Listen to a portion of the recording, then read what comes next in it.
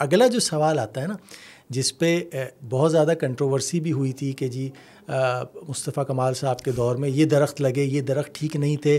फिर ये है कि हमारे नेटिव दरख्त कम होते चले जा रहे हैं। पीपल का दरख्त हो गया, नीम का दरख्त हो गया, जामन, बादाम, ये दरख्त हमने अपने बचपन में देखे हैं, लेकिन अब वो दरख्त नज़र नहीं आते। तो ये कौन से दरख्त लगने चाहिए, ये वाली चीज़ भी तो इम्पॉर्टेंट है।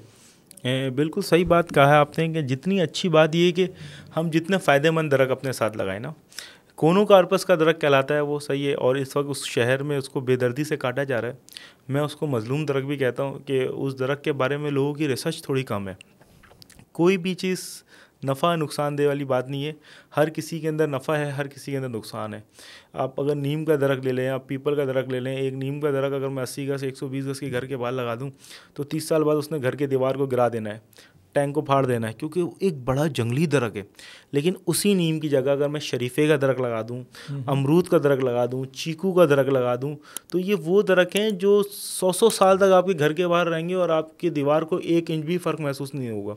और इसी तरीके से कोनोकार्पस जो दरख्त है, वो दरख्त या एक तो यहाँ का है नहीं, जब लगाया जा रहा था तो लोगों ने रिसर्च क्यों नहीं किया, इदारे कहाँ थे हमारे, उनसे भी पूछना चाहिए कि 20 साल कौम का पैसा ज़ाया हुआ, टाइम ज़ाया हुआ उनको लगाने में।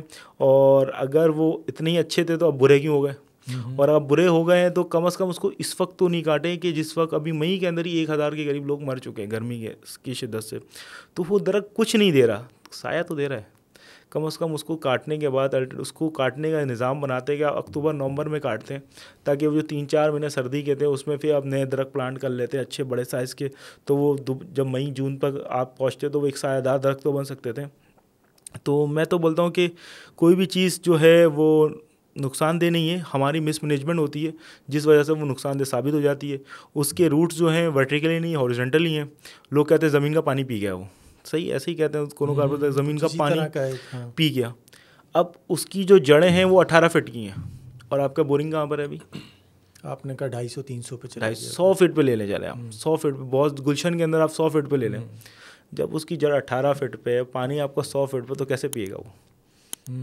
लॉजिक ही नहीं बनती, कोई लॉजिक नहीं। जहाँ तक उसके रूट्स हैं वो वहाँ तक पानी ले सकता है, नमी ले सकता है। चीज़ एक सोशल मीडिया पे आती है और फिर कोई रिसर्च तो करता नहीं है। वही चीज़ अभी एक बातूताक करके कोई पौधा किसी ने फेसबुक पे छोड़ दिया और कहा कि 30 डिग्री टेम्परेचर कर देता है, ये कर देता है, वो कर देता है। मेरे पास तो इस तरीके की वायरस वाली चीज़ वीडियो ज़्यादा आती हैं, शेयर करते हैं लोग कि ये बातूताक पौधा लगा लें, बलुगात, ऐसे बलुगात के। तो मैंने कहा ये तो कश्मीर का पौधा है जहाँ पर टेम्परेचर ही 20 डिग्री होता है, तो ये कैसे 30 डिग्री करेगा? कराची में ये लगेगा ही नहीं। तो जो भी चीज़ें हों उसको वायरल करने से पहले वो करें, उस पर रिसर्च करें।